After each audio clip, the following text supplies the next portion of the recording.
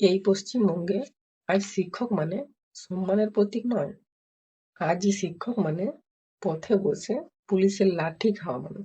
এটা কি সেই বাংলা যেখানে গুরু মানে ছিল ঈশ্বরের পরেই? আর আজ যদি শিক্ষকরা পুলিশের লাথি খান, তাহলে কাল এক ছাত্রও প্রশ্ন করার সাহস পাবে না।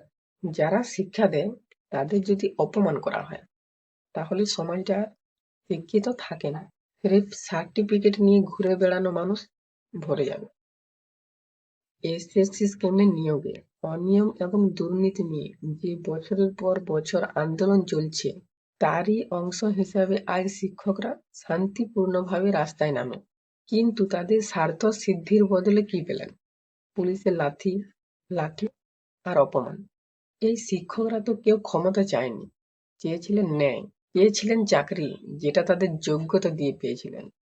কিন্তু দুর্নীতির আগুনে তাদের আজ স্বপ্ন পুড়ে যাচ্ছে, আর প্রশাসন তাতে জল না দিয়ে ঘি ঢালছে।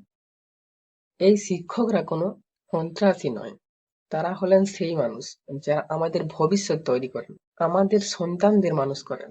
এটা কোনো একজনের লড়াই নয়, এটা আমাদের প্রজন্মের লড়াই, একটা জাতির সম্মানের প্রশ্ন।